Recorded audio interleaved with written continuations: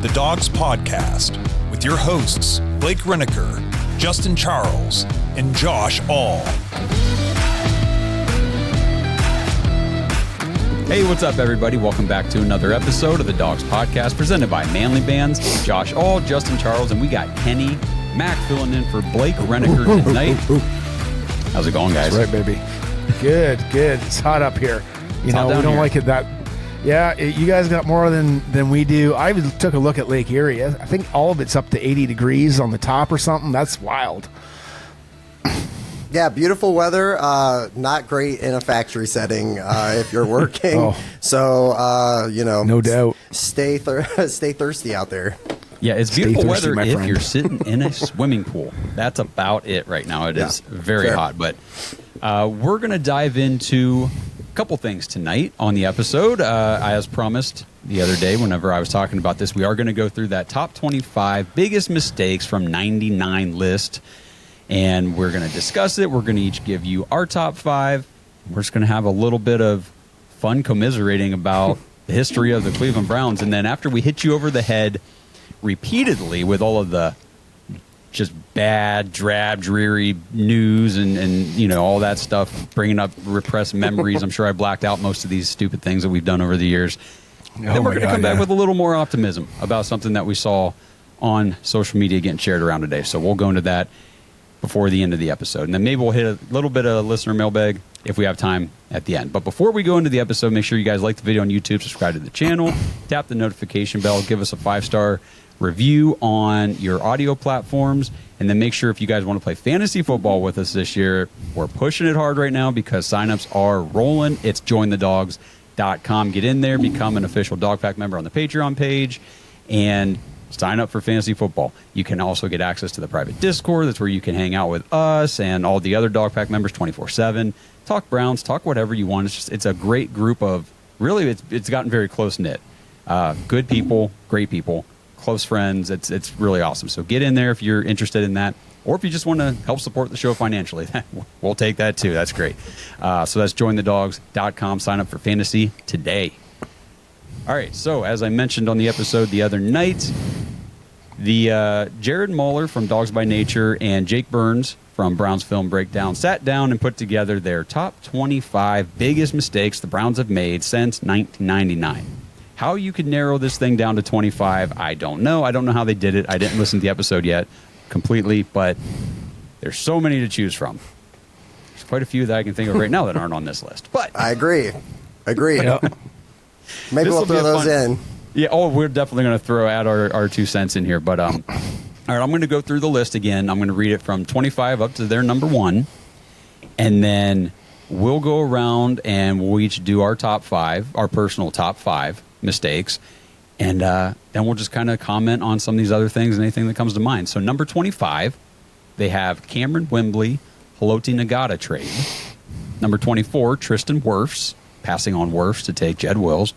23 was numerous GM hires. They don't even list them. They don't even bother listing the names, just pretty much all of them. Fair. Number 22, the 2016 NFL draft, which I need to pull up that draft board and see exactly how that one went. I will do that. Number 21, Gerard Warren selection. It's going way back. Number 20, Justin, you were part of this sign malfunction, were you not? I was. I was at that game. I was actually in the dog pound for that game. Blake Reneker sent me that picture of us goofing that up. In my defense, I was at the very front. It didn't even get to me. It just rolled like 3 rows down from me, and we were like, oh, that's cool. And then who knew? And then Blake's like, you guys suck. You guys are the worst. You messed this all up. He just blamed the whole thing on me, and I was a non-factor. But go ahead, brother. Continue. Yep. So the sign was supposed to say, go dog pound. Yeah. Or just dog pound. Yeah, dog pound. Okay. But it's ended up saying G-Pod a wand. Yeah. Good job, everybody. And then they also included on number 20, hashtag DP. This one I did not remember exactly, so I looked it up the other day. Do you guys remember this one?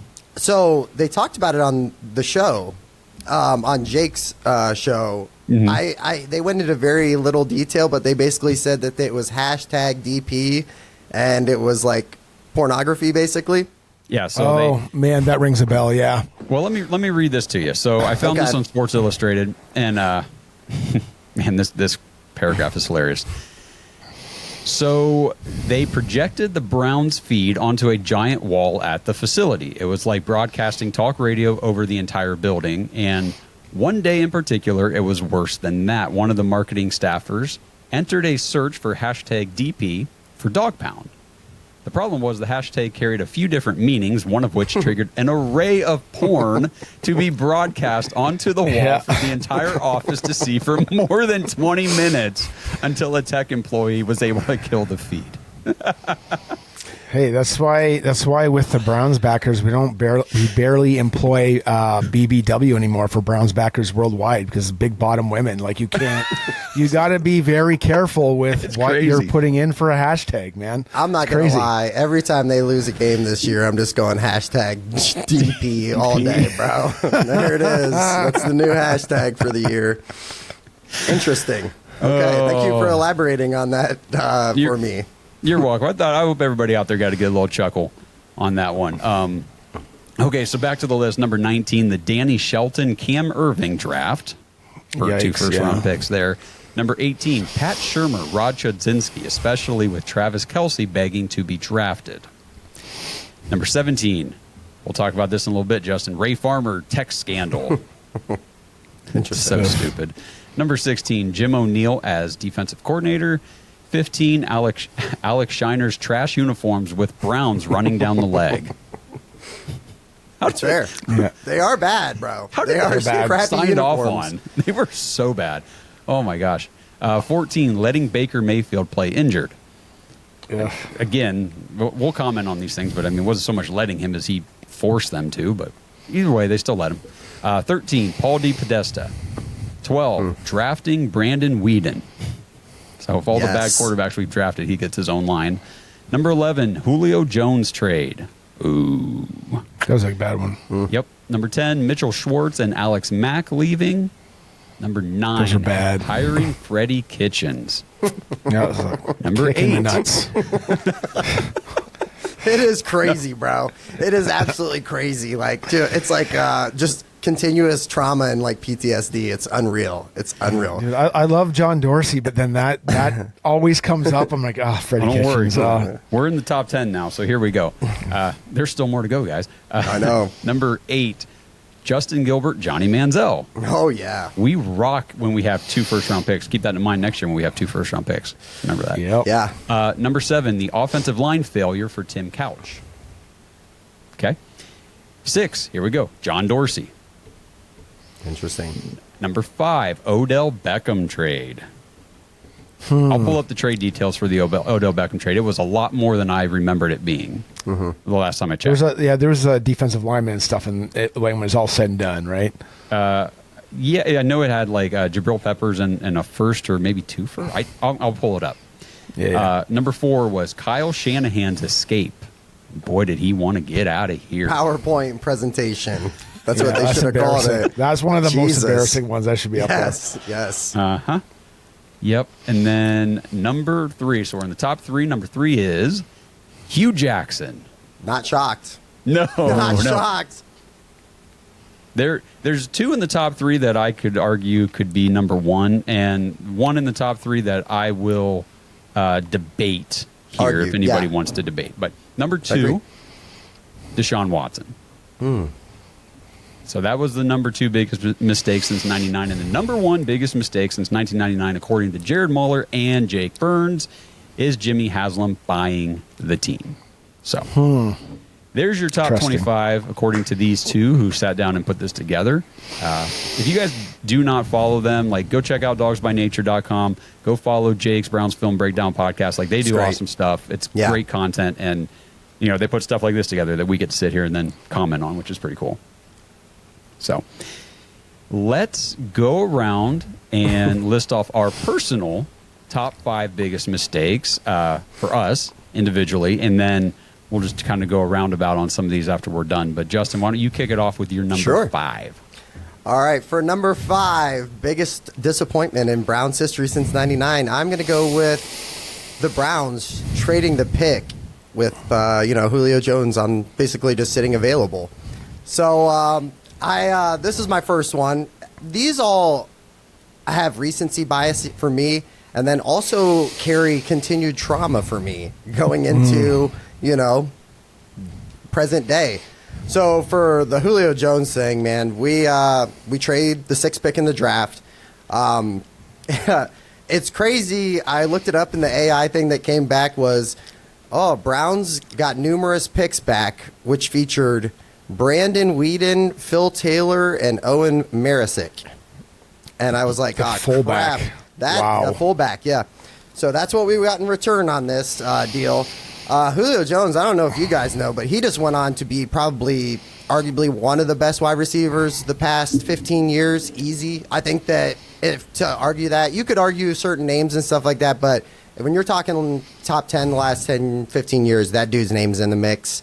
And we, for some reason, decided we didn't have the quarterback in play. We had Colt McCoy, Seneca Wallace, and Thad Lewis as our quarterbacks at the time. So maybe who knows, maybe they were onto something. Maybe they figured, why get a alpha wide receiver when you can't throw him the ball? But just fun fact, in 2015, Julio Jones went for 136 catches, 1,871 yards, and a modest 8 touchdowns. Wow, crazy, man. That's insane. We got Brandon Weeden, though. Yay. Yeah. At least he knows what the underside of an American flag looks like on game day. Well, He and sure does. I will to tag on to it also, I feel like this was relived recently on draft night 2025. I felt like I went through this whole entire thing all over again after hearing the pick was traded. We think we're passing on a generational talent to load up. Past has not been well to us in those situations. Nope. It has not. But Kenny, what is your number 5 biggest mistake? Number 5 for me, and the way I took a look at this too, is basically I was looking at like high expectations and getting to ultimate lows. And coming off the 2020 season, man, we had it high, but it was Baker Mayfield playing through that freaking shoulder injury, man. And it was week 2. For some reason, I thought it was against the Bears when I first put this down, but it was a bad interception he threw. And what made matters worse is that they showed that interception all the time and him bragging about his dumbass tackle. Do you guys remember that? Yes. And he was like running his mouth. And then it just affected us for the whole season. And what did he say after that game? Oh, this shoulder injury will not affect the season. It sure did, pal. It sure did. And you're not even here anymore. But this dude, man, he had to wear a harness. And like the biggest kick in the nuts for me was we paid Case Keenum the most we've paid a backup in years. We paid him $9 or $12 million, whatever it was. Baker wouldn't get off the field. He completed 58.5%, a career worst, passing 189.7 yards a game, which was a career low. He's 14-13, so TDs versus interceptions, and his passer rating was 29th in the NFL. He only had 3 games that entire year over 250 yards. It was awful football to watch. But we got to watch Case Keenum for his 2 starts go 2-0 with a great running game and I'd say okay defense. But if we would have just went 3-3 over some of the worst stretches with Baker Mayfield, we probably would have made the playoffs, man. And why didn't they do it? I guess Baker, that's where he was immature and refused to come out publicly and privately, insisted on playing. Coaching staff, I always called them soft after that. Any other coaching staff, do you think Mike Tomlin's he sat Fields after like a decent performance because it wasn't good enough, and then both of them, Baker, the team, everybody just overestimated his toughness, and he just sunk us, man. He basically tanked the season. I mean, that performance against Green Bay, you guys remember that? Yeah. Christmas. 4 picks, right? I mean, I was there for the Lions game. We booed him off the field. We just wanted Chubb to run the ball, and we wanted that guy gone. It had nothing to do with him. He just needed to be on IR. And I'm getting all worked up, so I'm going to let it go now. There's definitely going to be some getting worked up in this conversation. It's crazy to think the what ifs in that situation where it's like, if he maybe sits it down, what do the Browns do? Do we wish there was remember the adult in the room kind of thing? I wish there was an adult in the building, and that, took some leadership and said, hey, you aren't playing. Done. Dude, he did it to get paid. He didn't get paid, and it took him 2 years to grow up. Yeah, and bounce around. Yeah, interesting with, though Tampa Bay now. Interesting that you say if only there had been an adult in the room when the head coach then is the head coach we have now. It's true. Wonder what that... And we question sometimes. We do, and we're starting to more and more as the years go on here. This half decade that we've been through with this regime. But this episode is sponsored by Manly Bands. Hey, if you guys missed the 4th of July sale from Manly Bands, they are extending the sale right now. Get over to manlybands.com and take advantage of the 30% off site-wide sale. And if you use promo code CAMP25, CAMP25, you will get an extra $25 off that order. Manly Bands is men's wedding bands reimagined, unique, handcrafted, and badass. Plus, they've got chains, necklaces, bracelets. Plus, they've got other awesome manly things like the Woodsman hatchet you can buy. They've got barware stuff. They've got watches and earbuds, lighters, pocket knives, all kinds of manly things for men. So get over to manlybands.com right now. Take advantage of the 4th of July sale that is being extended right now, 30% off site-wide, and use promo code CAMP25 to get an extra $25 off your order. That's manlybands.com/dogs. Since 1989, Mount Hope Fence has set the standard in outdoor living. From decks and railings to fences and patios, we've got you covered. Our lineup features top brands like TimberTech, AlumaGuard, Preferred Railing, and Unilock, along with our own premium Duralux vinyl products. For over 30 years, we've partnered with contractors ensuring reliable job site delivery. Discover quality and excellence in all things outdoors with Mount Hope Fence.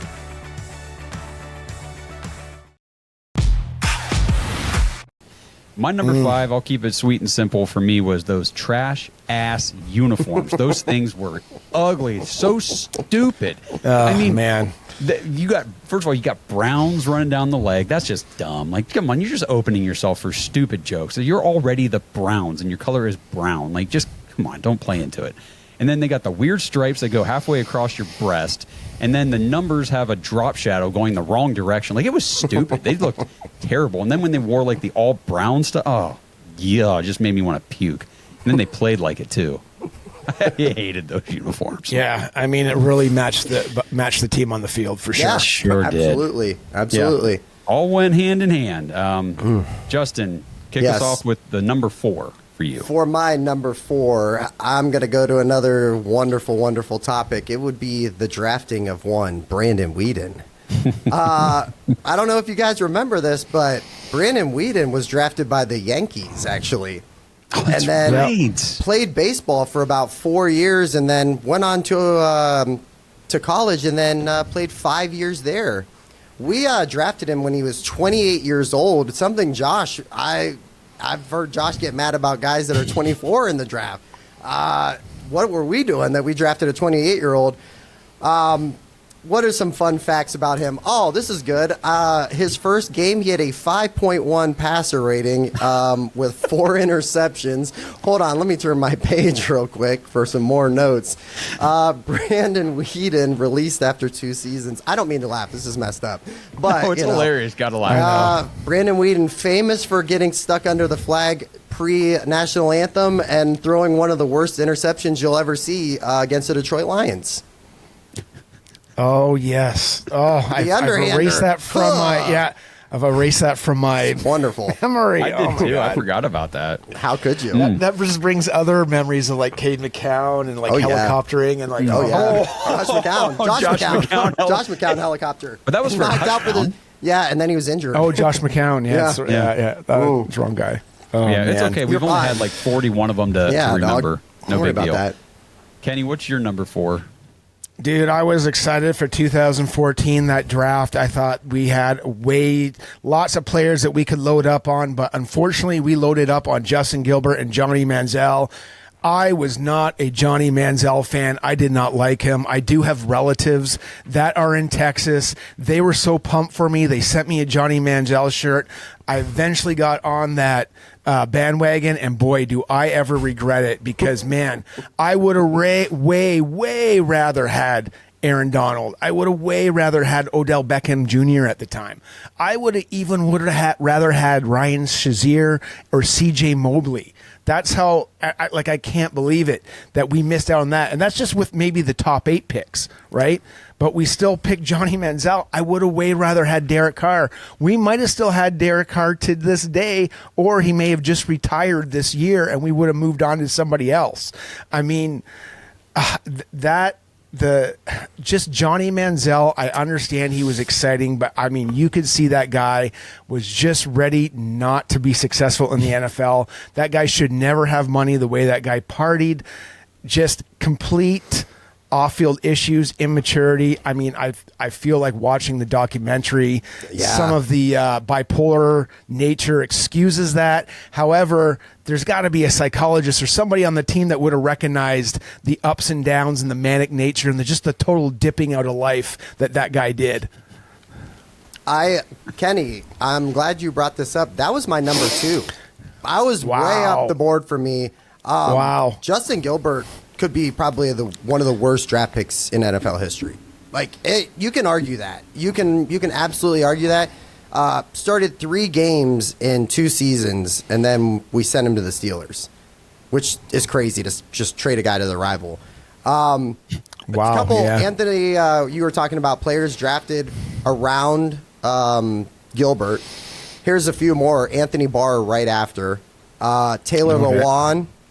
OBJ, you mentioned, Aaron Donald, and then I think pick 18 or 16 was Zach Martin, another guy Zach we Martin, could have viewed. All-Pro Hall of Fame caliber guard. Correct. Yes, you're right. Correct. I missed that. Yep. So, I think you nailed it with the Johnny part. It was almost like you knew it was wrong, but it was just like, let's just see what happens, whatever. And then you watch that documentary and you're like, what? Where's the background research? Where was the? You would think some of that stuff would get caught in the interview process.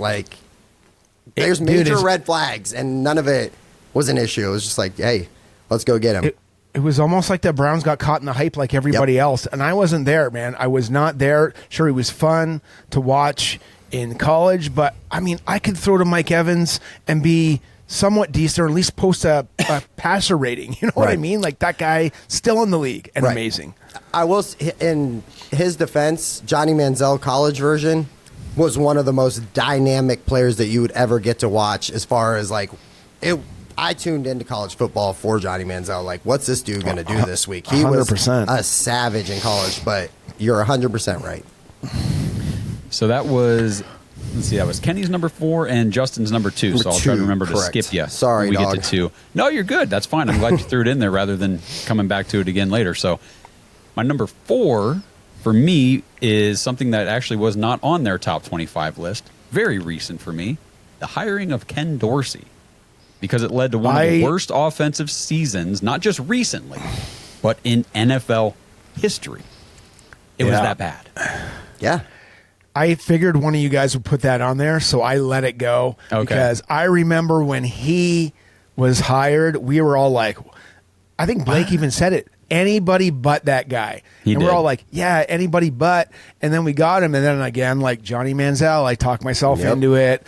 I did a little Throwback Thursday for us on it, and I got overly excited for him developing Cam Newton, Josh Allen, but he wasn't the offensive coordinator. He was the quarterback coach, and he did sweet jack shit for us, so.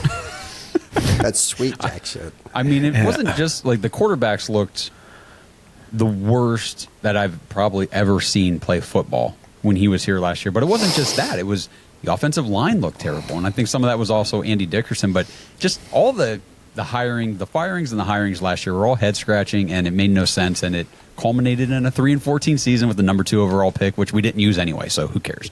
We sucked, and we move on. So, Justin, hit us with your number 3 before I get too pissed off about recent memory. No problem, dog. For number 3, I'm going to take a very, very basic one that they listed on their list, and I'm going to sell it my way. I went with numerous GM hires, and I'll go into it because Probably, honestly, I would say from like around 2008, 2009, somewhere around there. I remember it getting very chaotic, and basically every 2 or 3 years, the Browns were getting a new GM. And you might go, oh, well, who cares? Maybe the direction wasn't right. But what happens is when you get a new GM, that new GM doesn't like the coach, or the coach feels like the GM has too much power. And then they all start, it just becomes this cycle of GM, coach gets fired, new coach comes in, drafts a quarterback. Those guys don't work out.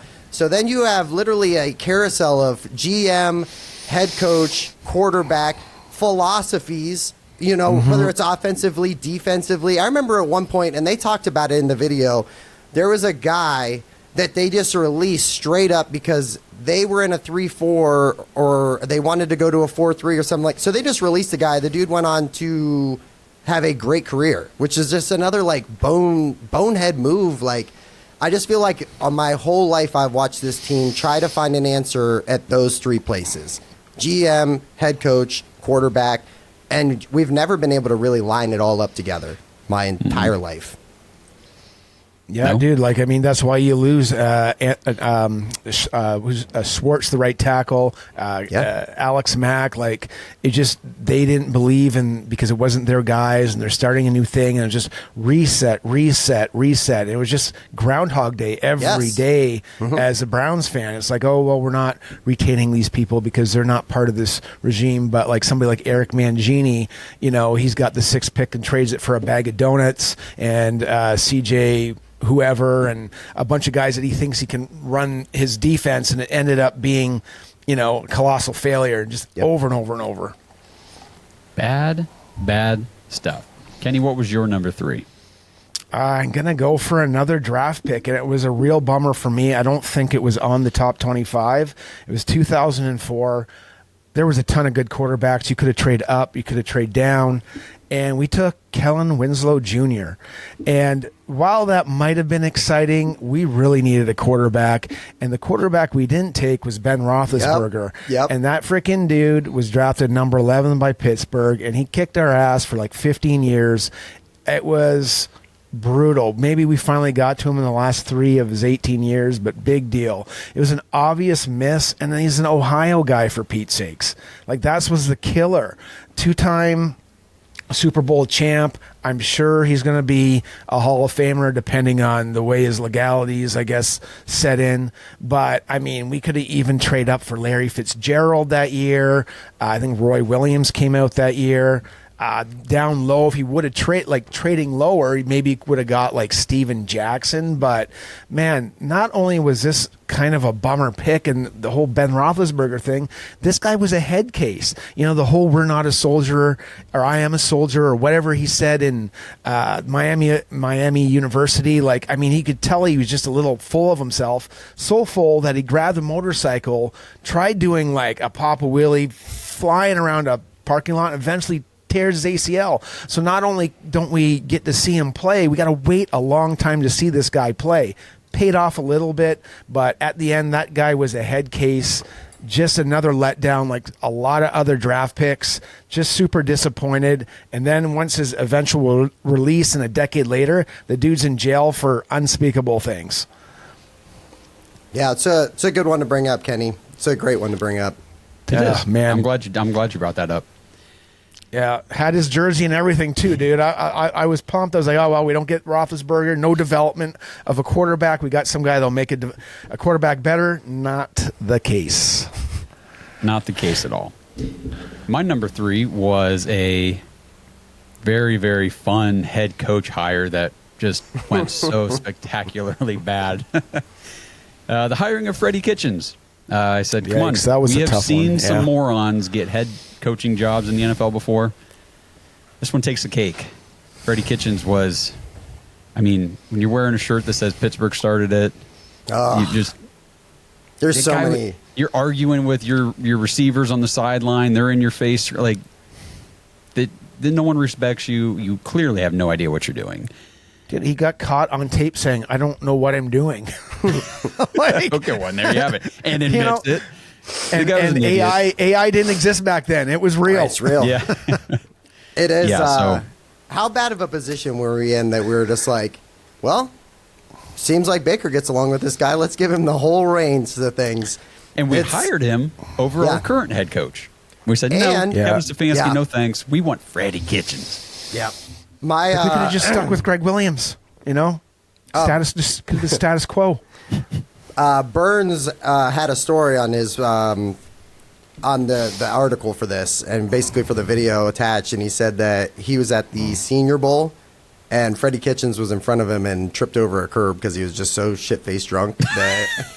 So while he's there evaluating talent, my dude's just getting it in, just having a good time. I had never heard that, so it's kind of like another good reason to go watch both parts of that video. It's spectacular. A lot of insider stuff.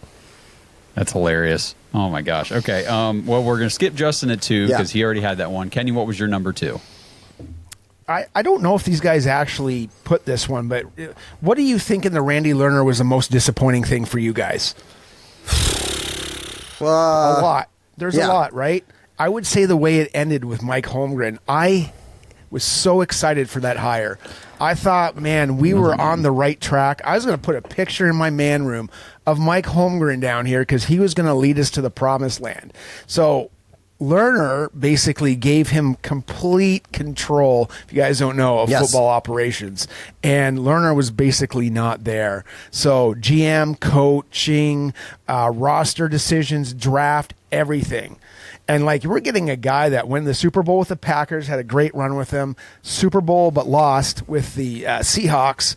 And, we're getting a great pedigree, right? Man, this guy just... It says it like I was researching this, like it said hands off approach. It was like mind off, everything off, not even their approach, man. CEO style. CEOs accomplish stuff. This guy accomplished nothing, man. And like, even though like the weirdest thing that blows your mind, he inherits a team, keeps Mangini. Like, it's like you don't want your own dude? Like, you don't want the West Coast offense? Like, what are we doing here? And Holmgren's tenure was marked with poor drafts, bad free agent signings, like think of Mingo, for example, lack of like just direction. I mean, how you get, a Mangini style offense with a West Coast flair that you do. And he was just one of the worst until Jimmy Haslam bought the team. So get this. 2010, 5-11. 2011, 4-12. 2012, highlighted. 5-11, doesn't finish the season. Just says, peace out. I'm out of here, Cleveland. He was one of the highest paid executives at the time, about $10 million a year. And he didn't coach, and that was the biggest frustrating. I thought he was going to coach. I can't remember the exact details of the hire, but he made some of the worst personnel decisions I've seen this team. And that stretch that I just ran through, that was one of the worst in Browns history, aside from the one in the 31 season, right? So, yes, just crushing expectations because they were so high when he got hired and so disappointing, man. So screw you, Mike Holmgren. Don't come back to Cleveland. If you want a really, really like good read on like what you're talking about, Kenny, Terry Pluto wrote a book. It's called The Browns Blues or something like that, but it goes from 99 up until John Dorsey gets there, and it's the most dysfunctional crap you'll ever read in your life. Like, basically like what you were talking about. You had some guys doing everything. Some guys want power. Some guys aren't getting enough power. It was dysfunction. It was just a bunch of mismatch people that couldn't gel together for 25 years.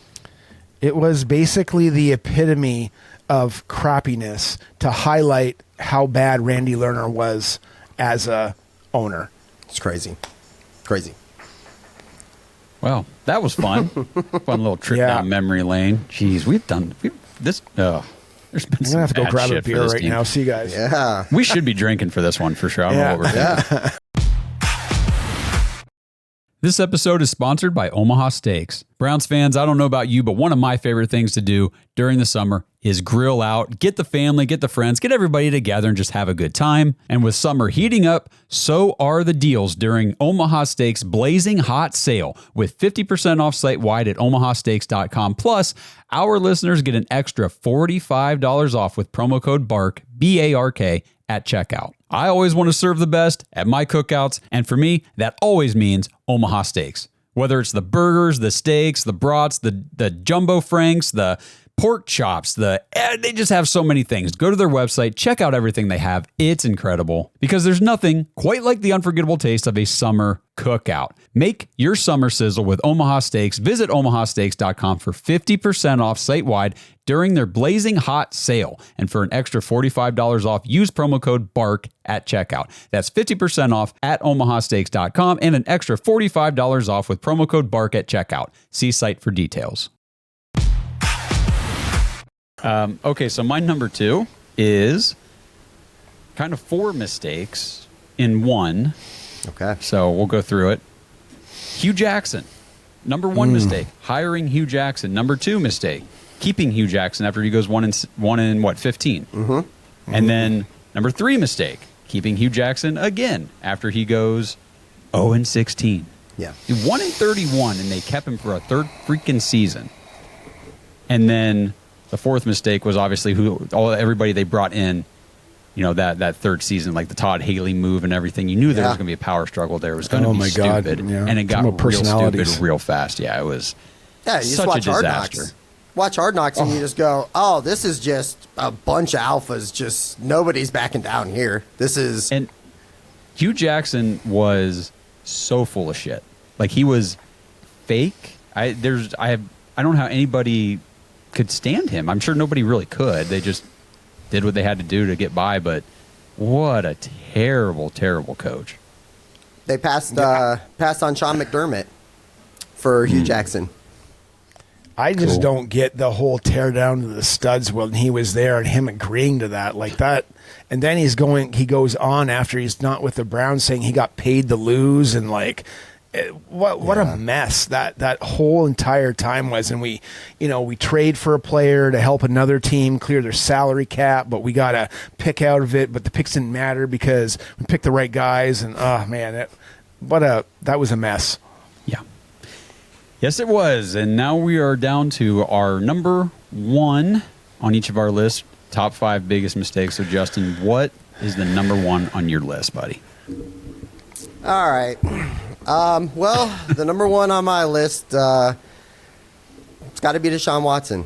Unfortunately, I'll do it. I felt like the Browns were in just a prime window. Like, everything was lining up. We were a quarterback away. Like, that's honestly what I felt. I felt like we were had a legit Super Bowl window. We make the trade at the time. I don't hate the trade at all. To this day, I'm still like, I'm glad they took the swing, but there is no doubt that this is one of the worst trades in NFL history. I used to try to defend it and say, hey, let's see what happens. You can't defend it. We saw what happened. It's just you trade away 3 firsts, which is whatever, and a third and a fourth. You do the deal, the contract, which at the time, like, you think about the contract now and it's like, Jesus, fully guaranteed. The dude has legal issues going on outside of football. He's facing suspension. And I know there's other teams. There's 5 other teams. So let's not act like Cleveland was the only one that was in this thing. It was just, we ended up being the ones that were going to pony up to do it. But, I mean, what you got was, you got a dude that was suspended. Then once he came back, when he was on the field, the play was mediocre at first. And then by the end, it was just awful. He was bad, like at the bottom of the NFL bad, and then like when you really deep dive it, it's historically bad. Like, the offense was, I've never seen anything like it. Like, it was like inept. Like, we couldn't line up, we couldn't get in, we couldn't do anything. And I'm not blaming that. Yeah, the procedural stuff is so annoying. And I'm not blaming that on him. You know what I mean? But like, you're the leader of the offense. We're paying you a ton of money. Let's do this thing. But you look at it, we're 3 years into this deal. He's only played 19 games for us. And probably, I was telling Josh, I'm like, man, it's already a bad deal. And the dude's not going to play 2 more years for us. And he's on the contract for 2 more years.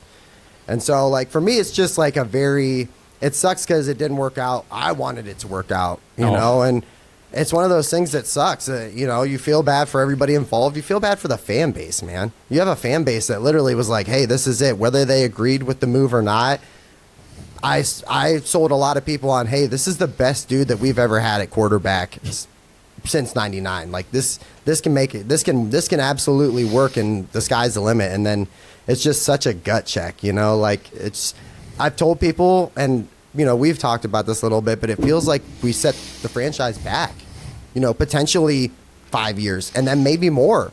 Like if we're lucky, we get out of this thing, with good drafting and rookie deals and all types of stuff. But we're in some shit with this thing still, and it's not even over yet. No, it's bad, and I mean, I'm sure you guys. Well, Justin, I know you don't have X, but I mean, have you seen the videos? He got married and all. Yeah, I mean, that's awesome. Stuff, Congratulations, it's good. Yeah, but I'm happy for the guy. I was just gonna make a little joke and say I hope he doesn't go into like the TikTok dancing world after his football career is over, because dude's got no moves, man. He wasn't drinking enough. I don't know. Like that's usually my problem. Yeah, I'm not very rhythmic until I get about a couple in me, and then all of a sudden, I think I can dance pretty good. But it's just one of those things.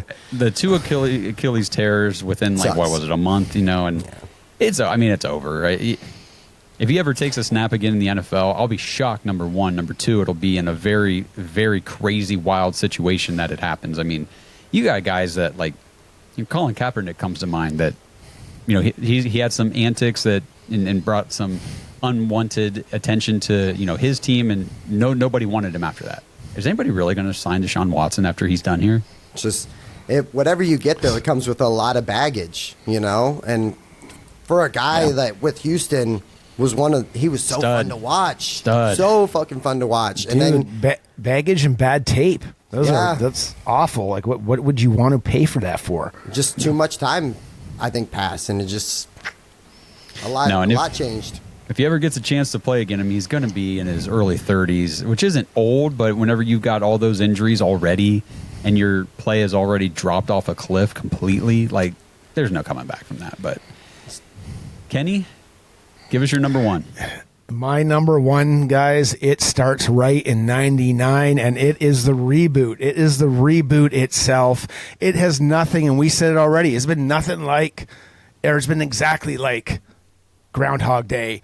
Guys, in February 1996, we were promised by the NFL that we would get a team. When did we get it? 1999. What were they doing? What were we dragging our heels for, guys? Come on. Like 96 passes, 97 passes. Oh, we got to find an owner. Oh, we got to find a stadium. We got to build it. Well, Carolina did it in 2 years. Jacksonville did it in 2 years. Like, what the hell was the problem? Like, we only got 12 months. We got awarded in 1998. That's when, not Al Lerner. Oh, it was Al Lerner. Became our first rebooted owner. And I don't know what the NFL was dragging its heels for, why it took so long. But all we got was a promise. And then we got a year to put this thing together. And it was not enough time. And this created a lot of unrealistic expectations, especially with what happened in Jacksonville and Carolina. We let 2.5 years slip by. And what did we get? We got Chris Palmer. And all we heard is like, oh, he can develop quarterbacks. Oh, he's good. You know what? He just wasn't going to speak up to Carmen Policy and Dwight Clark. Like, how tantalizing is this job for anyone? Hey, you got you got a year. You got to get this together. And you guys got to remember, 1998 had to play out season-wise until the Super Bowl before the expansion draft could get done. So that means they actually had a half a year to put this crap together. Rush timelines, unrealistic expectations, media and fan pressure. They kind of rolled it out by 99 because they thought they had to do it for the fans. Well, guess what, guys? Do jack shit for us. You do nothing. You should have rolled it out in 2000. That's what you should have done. And not only did we get that, we got a GM that couldn't be a GM. We got Dwight Clark, and he was a freaking awesome player. But that guy, even though in his tenure he oversaw some awesome 49ers teams, it was Carmen Policy who put it together. He was just an administrator. While it was director of football operations, I've looked several times. He just primarily handled administrative and personnel support tasks. That's it. I can put that on my resume right now. It's so frustrating. And this, the reason I'm going over this is because was the never-ending cycle that Justin got into. GM, coach, GM, coach, GM, coach, blah, blah, blah. And it just led to Mike Holmgren and crap and, the 1-31. Got to get out of the cycle, guys. I'm glad that Stefanski and Barry are still here. Hopefully they can pull out of this stuff. Yeah. Yay, Browns. The Browns, the crazy thing, too, is the Browns got screwed in that deal. Do you remember, like, Jacksonville and Carolina, the expansion draft was different. You could basically They got 2 draft picks that year. They got 2 draft picks in 96 each, too. Right. They got one at the bottom 10, so they got 11 and 12. Yep. And then they got, like, 31 and 32 when there's only 30 teams, right? Correct. So, yeah. I know. man. Yeah. So, yeah, we basically, we got completely. That's why Jacksonville and Carolina were able to accelerate so quickly. Like 2 years in the league, you they got both a Super in the Bowl AFC run and NFC championship game. Correct. Right. We haven't Which even is been wild. there. It's been like 26 years. Yeah. Oh, man. Whew. Well, that's fun. That's a good one. So I'll finish it up here with my number 1, and it is a mistake that the Browns made back in 2016, and they are currently still making. And that mistake is Paul freaking DePodesta. I can't even say his name. I'm so pissed off about this guy. Paul DePodesta. He is my number 1 mistake. Hired in 2016. He's one of the leading masterminds behind the infamous 1-31. Yeah. He's had, first of all, chief strategy officer for the Cleveland Browns. So he's involved in, it says on their website, he's involved in all the decision making, all the personnel decisions and everything. He's involved. He's part of it. The Browns have had 2 winning seasons in 9 years that he's been here, 1-31 in the 2016-17 seasons. He's got a 54-93 overall record. 1 playoff win in 9 years, finished 3rd or 4th in the AFC North in 8 out of the 9 seasons. So that's almost all of them. Seen 4 different head coaches, 17 different starting quarterbacks, facilitated the worst trade that Justin just talked about in NFL history. Been part of the decisions to hire some of the all-time zeros like Hugh Jackson. I talked about the Todd Haley debacle of 2018, Freddie Kitchens, Joe Woods, Ken Dorsey. Thank you, Paul DePodesta. Can't wait to see what you have in store for us next. Yeah, man. Go ahead, Kenny. Oh, the biggest thing you fear is that if you're running a company, it's just uncertainty.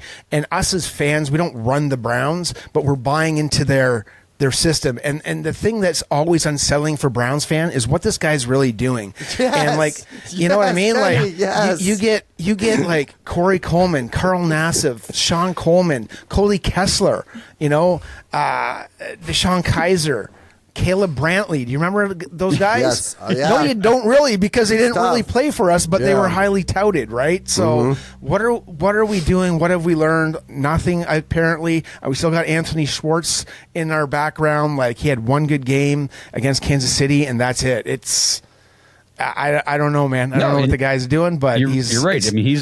He's our baseball guy who's handling football operations from freaking California. Yeah. Come on, man. Like, you're not in the building. You don't know what's going on here. He's not a football. I hate him. I really do. I've never met him. I don't know if he's a nice guy or not. Maybe he's cool. I hate him. I hate Paul DePodesta. I hate him, bro. I do. Yikes. Sheesh. He's got to go. They got to get rid of this loser. I'm with Kenny. I've said for a long time, what the hell does this guy do? I don't know. You said a lot of things that he did. They sound like all bad things. It sound like things that would get you fired from your job. You would think.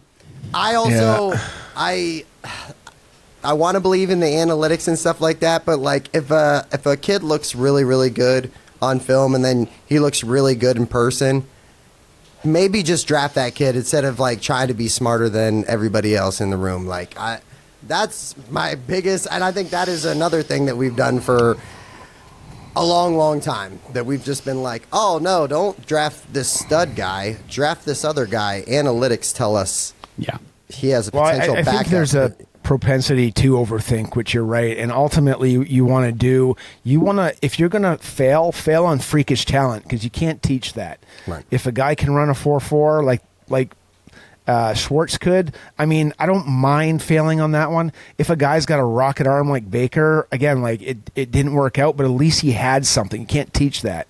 You know, if it's not in between the ears, maybe you can teach that guy. But if it's like a guy that's like DTR, and I don't want to, you know, crush that kid, but small, was ineffective, had a lot of production in college, probably be better for the CFL or stayed in a college game, which, you know, is not realistic.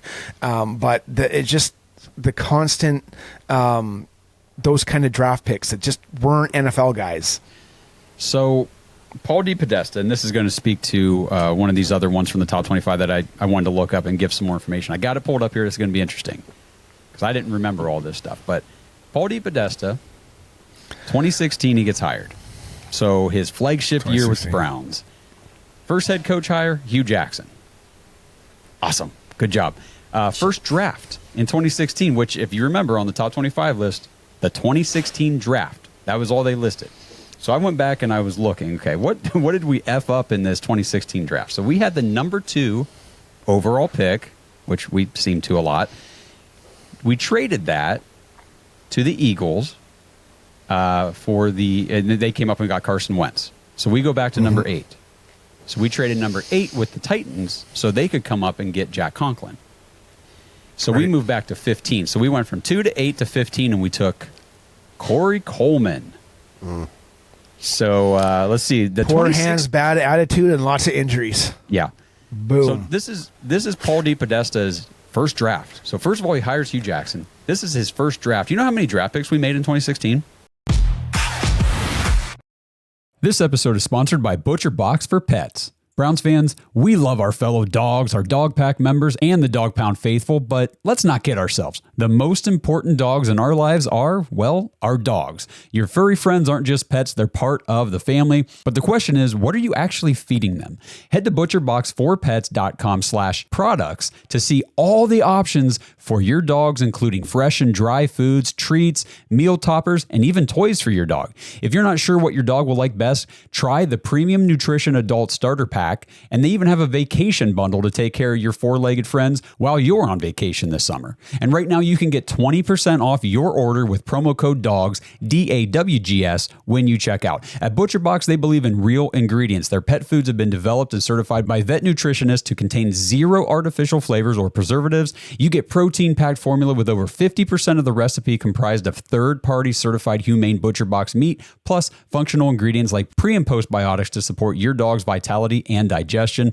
I know that sounds like a lot, but the bottom line is your dogs are getting the nutrition and the value they need, and honestly, that they deserve. I know our home wouldn't be the same without Odie, our 100-pound golden retriever who thinks he's a 10-pound lap dog. He is not, but it gives us peace of mind knowing that we're giving him quality food instead of just that factory-processed garbage from the store. And speaking of the store, no need to go. ButcherBox for Pets delivers their high-quality food right to your door. So head to butcherboxforpets.com/products and use promo code DAWGS, DAWGS, for 20% off your order. It's time for us dogs to give our dogs the nutrition they deserve.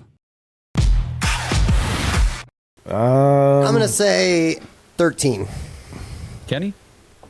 Quick number. Yeah, I think we, because we had like three third rounders at least, so I'm going to say 10. We made 14 draft picks in 2016, and here they are.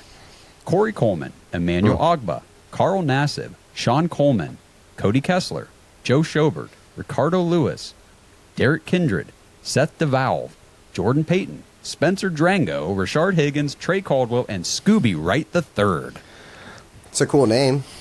And there was some names in defense. Oh, no. There was a couple good names in there. But yeah. you have 14 draft picks, and you came away with like 3. 2, yeah. Okay, so just even looking, Corey Coleman was on the team from 16 to 18, 2 years. Yep. Emmanuel Ogbah was on the team from 16 to 24. He had a good career with the Browns. And then post-Browns. Yeah. Carl Nassib was here from 2016 to 2022. He did okay. Yep.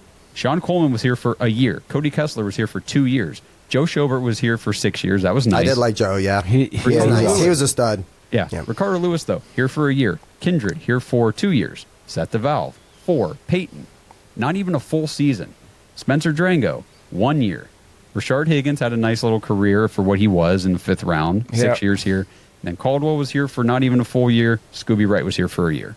Like, You had 14 draft picks. None of them panned into really anything. I mean, except for what, 3? Yeah, Joe Schobert was the cream of that crop, I guess. Yeah. I agree. It was just terrible. Yikes! Well, good thing he's still with the team. Yeah, and still, and I can't wait for that first round next year. That ought to be fun.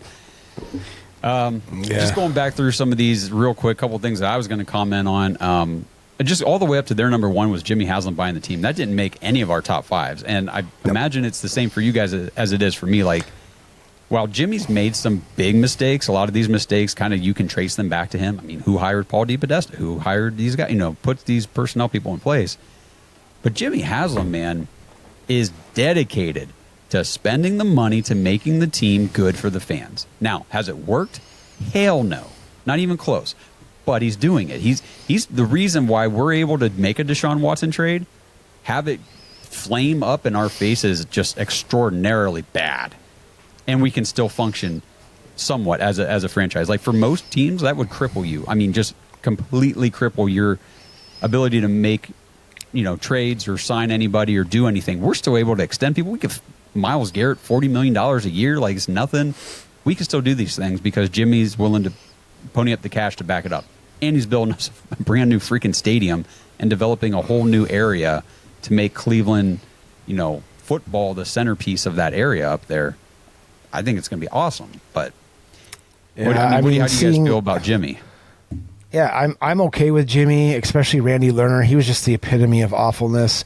And even the last, I'd say, I'll be 50 this year. I would say 10 years old is when I was solidified as a Browns fan. And that would have been Art Modell. And Art Modell, I spent the last decade of his reign as the owner. I never liked that dude. He was almost the reason, I'm not a born Clevelander. So I was like, maybe I just should jump ship. This guy's a clown.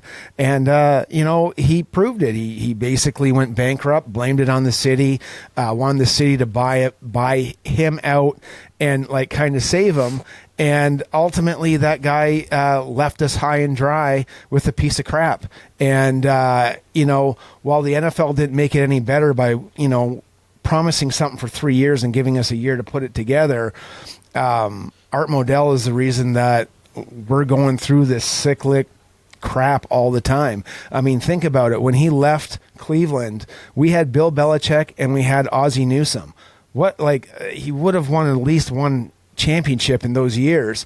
And, you got Ravens fans sticking it in our craw because they had got a couple Super Bowls because of Ozzie Newsome. Well, screw you guys. Baltimore Colts took your team. I get it, but 2 wrongs don't make a right. And you guys can go to hell. Suck it. Hold nothing back. Justin, was there anything else on this list you want to comment on before we move on here? I will say that I have an honorable mention. Let's hear it. For the list that was not on there. Do you guys remember when Dante Stallworth killed somebody and then we went and signed him? Yeah, don't laugh. It's not funny. It's terrible. Yeah, it's terrible. That was for real. That's ridiculous. Is what it is. That's the kind of stuff that we can expect from year to year with our favorite football team.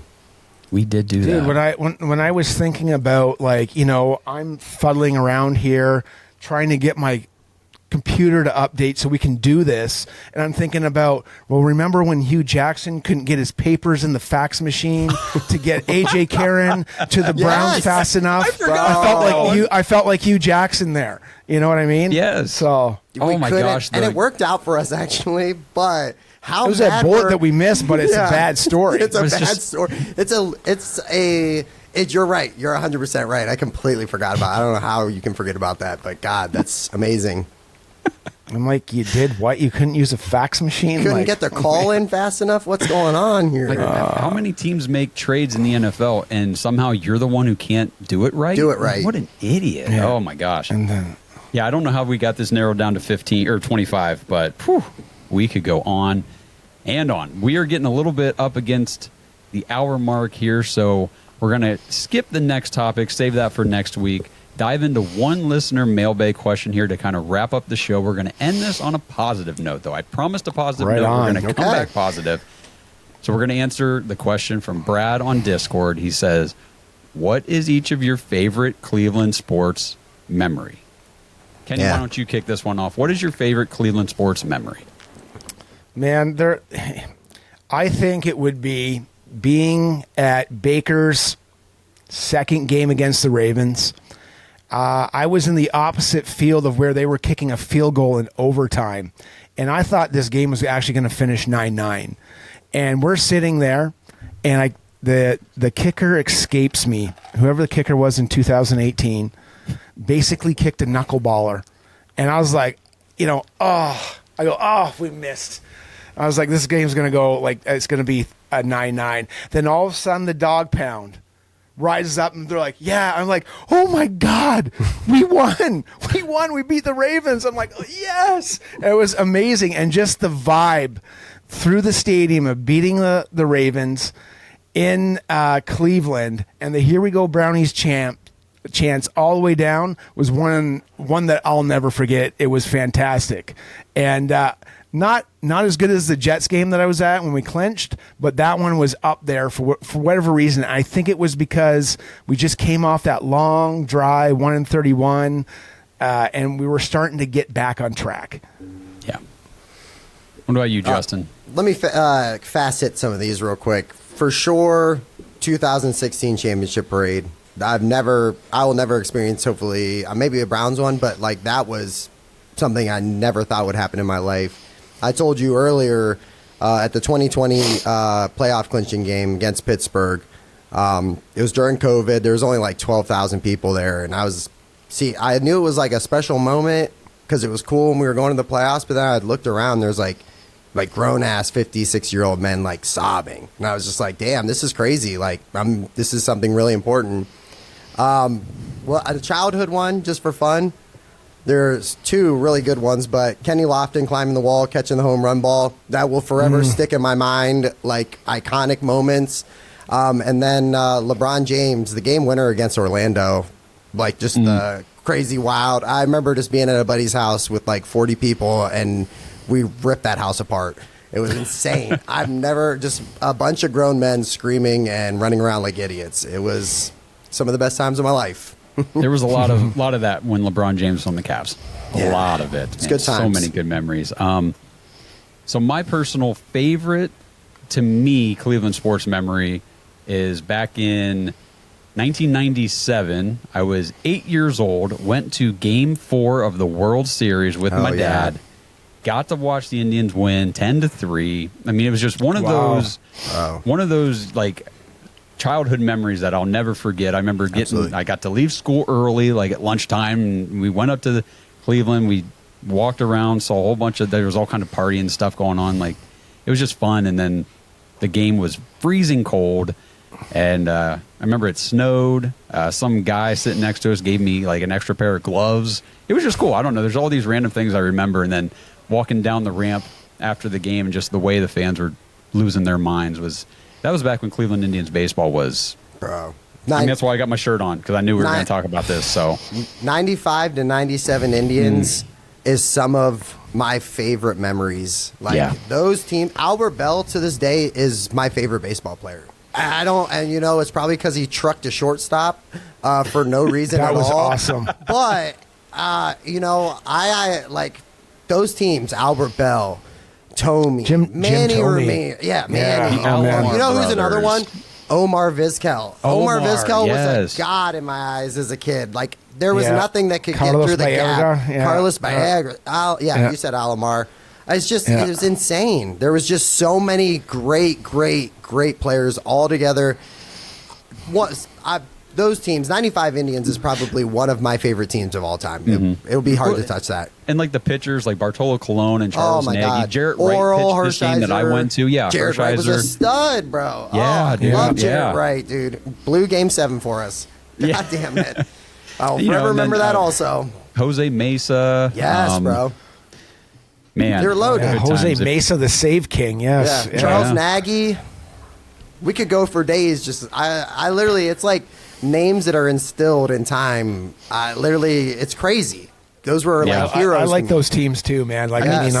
Some of the most off the wall names, like Paul Ostemacher. The pitcher comes. Just random that I couldn't name you 10 people on the 5 people on the team Dennis now, probably. Martinez. Most people will be like, who is that? I'm like, yeah, dude, starting pitcher. Yeah, like we got down like that. Like we knew you guys those teams. caught him. Yeah, he's good. We knew those teams. We love those teams. That's what I mean. As Cleveland sports fans, all you have to do is just get a little momentum going, then the city will go crazy. You will be embraced. Absolutely. Come on, crazy. brownies. Come on.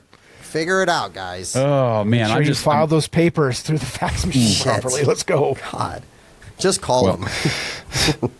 So hopefully we brought it back up a little bit for you guys who are watching and listening, and went through the first 55 minutes of just depressing bullshit that this dumbass franchise has done over the years, and then we just uplifted you with some positive moments, and hopefully we get back on track this year. According to In Motion Football, which we'll talk about on the next episode, just a little tease, they think we're going to be okay. And then next year they think we're going to be better. And the year after that, we'll tell you what they think when we get to it. But thanks for tuning in. We appreciate everybody. Drop in the comments, what did we miss? What did Jake and Jared miss on their list of top 25 mistakes for the Browns in the last 26 years? What did we miss? There's just so many things, it's hard to remember it all. So remind us, drop it in the comments, let us know.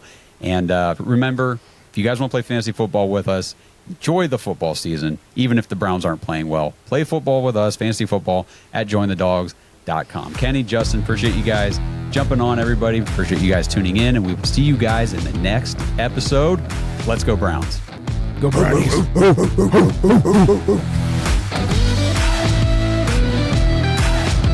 Thanks for listening to another episode of the Dawgs Podcast. Make sure you subscribe on YouTube and follow us on Twitter at the Dawgs Podcast. Get your thoughts on the show at thedawgspodcast.com.